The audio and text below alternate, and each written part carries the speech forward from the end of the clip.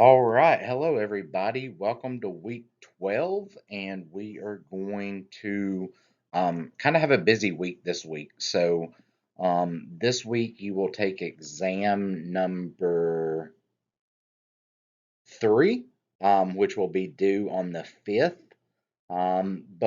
We also will be going over kind of our last part of this module, which is adult perpetrators of domestic violence.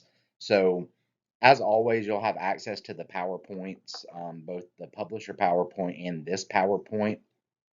I will be doing a rough overview of the chapter, so please make sure you read the chapter to get more detail.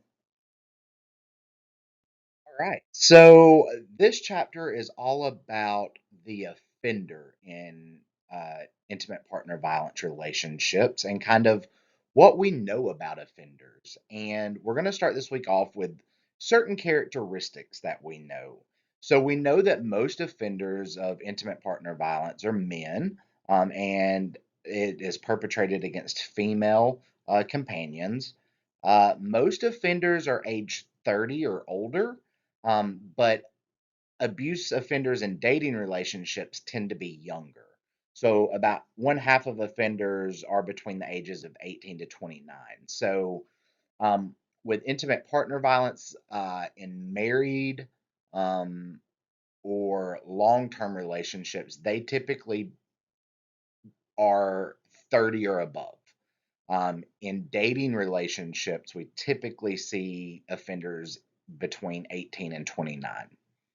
As we stated, the majority of these perpetrators are men, and they're known to have low self esteem and are overly dependent on their victim.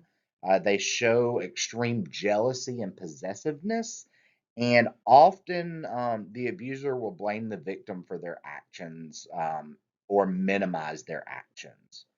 Um, and they almost put on a mask and act completely different in public than they do in private.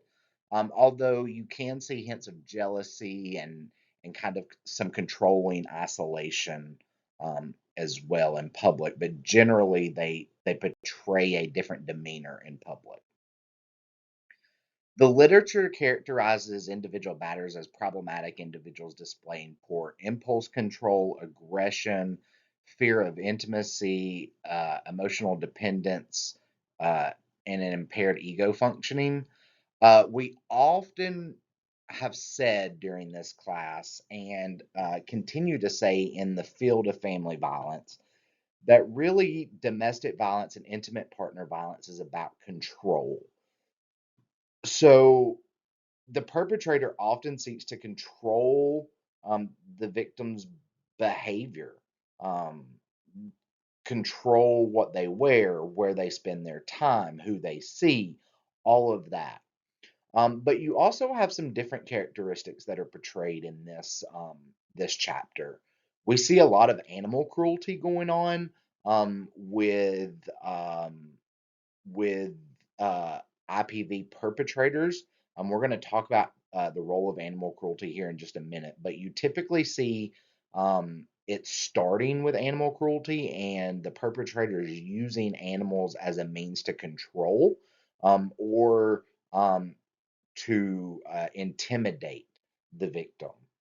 You We have seen throughout this class the use of fear and intimidation and manipulation that perpetrators utilize. Remember the power and control wheel that we talked about?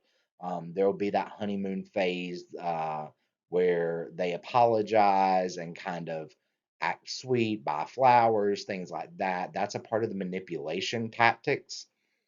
We see excessive rulemaking and isolation in these relationships. So, um, once the relationship becomes truly kind of cemented, you start seeing the perpetrator making an exorbitant amount of rules of what the victim can wear, where the victim can go, taking away freedom such as driving privileges and things like that. So let's talk about animal cruelty. You can see on here batters who also abuse their pets use more forms of violence to demonstrate greater use of controlling behaviors. And abusers harm pets to punish the victim for leaving or to coerce them to return.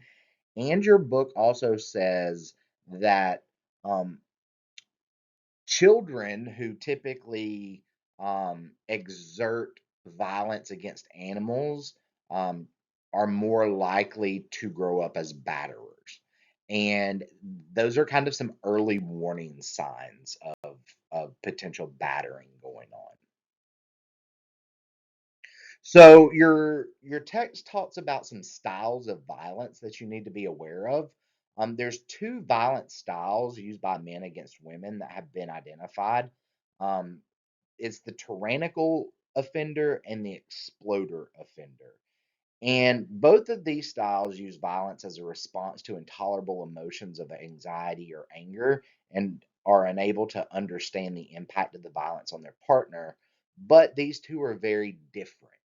So, your tyrannical offender uses violence intentionally, it's premeditated, and it's customary for them. The exploder offender is one who uses violence reactionary. So they don't pattern violence. Tyrannical offenders typically are very manipulative, very deliberate in utilization of violence. However, your exploder offender typically is more reactionary. So somebody does something, their partner does something like leaves and forgets their phone, the exploder offender will use violence because they weren't able to get a hold of their partner. The majority of domestic violence offenders have prior criminal history for nonviolent and violent offenses against males as well as females. So we do see criminality and criminogenic traits in these type of individuals. Your book especially talks about two types of batterers that you need to be aware of. First is your sociopathic batterer. And this type of offender is one who is likely to have a diagnosable personality disorder or a problem with substance abuse. They have a tendency to make sexual demands after committing the violence. They're sociopathic. Um, then you have your antisocial batterer. And your antisocial batterer is the most dangerous group of offenders. These are individuals who have diagnosable mental illnesses or personality disorders combined with substance abuse problems. And they're the ones that mostly have prior criminal records, and especially violent criminal records.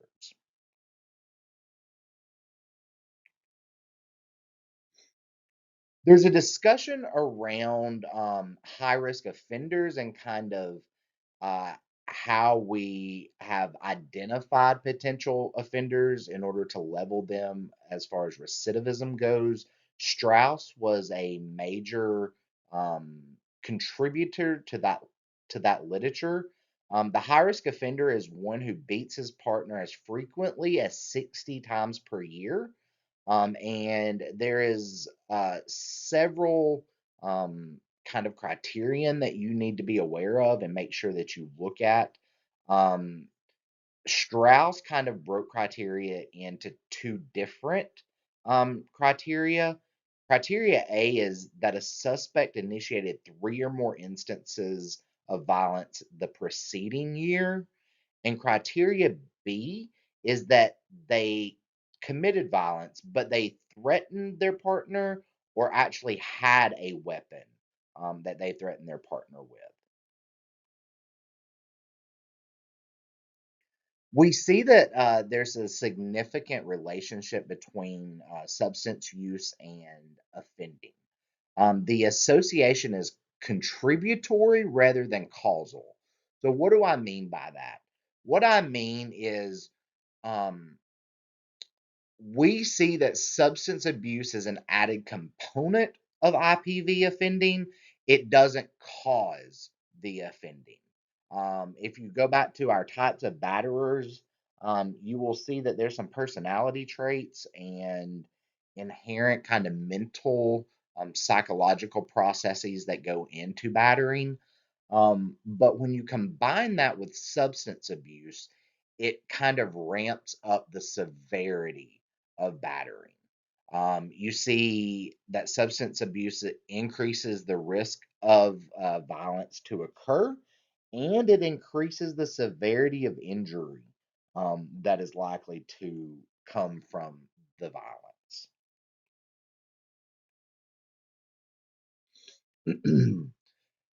There's a great discussion around police officers who batter and military personnel who batter that I kind of want to highlight for you. So, acts of IPV by police officers against a partner are estimated to be at least as common as acts in the general public. So, just because they wear a badge doesn't make them immune to being batterers. It's just as common in the police world as it is in the general population. Documentation varies dramatically by department. Officers may experience emotional exhaustion and burnout, raising the levels of PTSD, which contribute to the battering. So it's not an excusatory um, it's not an excusatory statement, but we do see PTSD kind of playing a role in mental breakdowns with police officers who are violent and with their partners. Very similar with military offenders. Um, the problem with IPV is that's challenging is the jurisdiction. So typically, um, you know that military institutions have their own kind of internal policing. Well, intimate partner violence or domestic violence is not necessarily the jurisdiction of the military police. In fact, intimate partner violence calls are the jurisdiction of whatever agency is in the general public that they're stationed at. So, like if you were a military officer living in Statesboro and you battered your wife or your husband, it would be Statesboro PD or Bullitt County Sheriff's Office that dealt with the issue of IPV, not necessarily the military police.